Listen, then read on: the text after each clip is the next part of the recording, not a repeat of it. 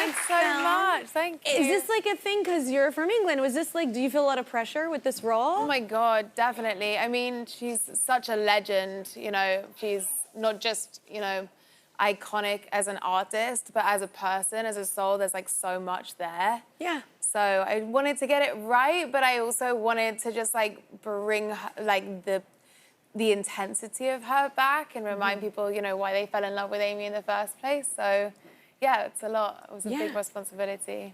Well, speaking of Amy, so you did all the singing and everything in it, right? And you don't, that's not a normal thing you regularly do, right? No. This is an iconic voice, you know what I'm saying? So like how nerve-wracking was that? You did a great job at how nerve-wracking was that? It's so nerve-wracking. I think, you know, what became apparent to me through my sort of, I was preparing for about 4 months before we started filming. And I think what I started to feel in the prep was, I don't know how I can tell this story emotionally the whole time, and then it gets to me opening my mouth to sing and it cuts to a studio recording.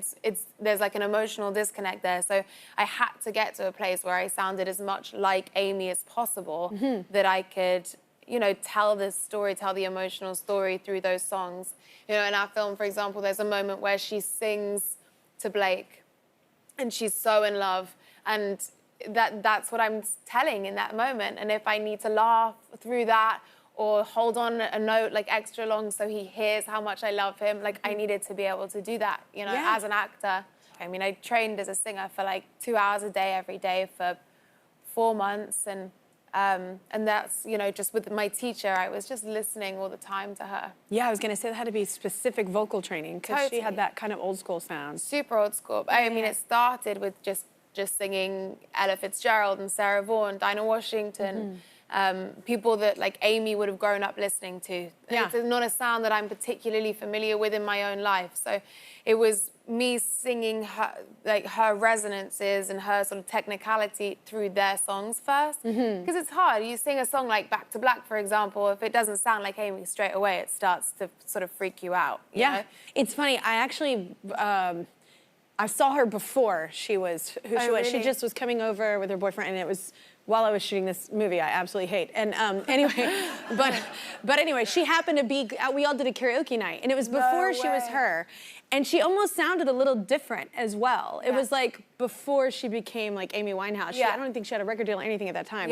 But it was like, we all went to karaoke and she sang like Etta James, and I was like, wait, what? And it was like she, just from the jump, like had such a presence about her voice. But then it almost became like more of a character too, like with herself, like throughout her career. It was like, she's like influenced by different people as well. You know, that first album, Frank, which is less of an iconic album over here in the States than Back to Black is, but it's more of a sort of jazz hip hop album. So there are different influences, and her voice is different in that album.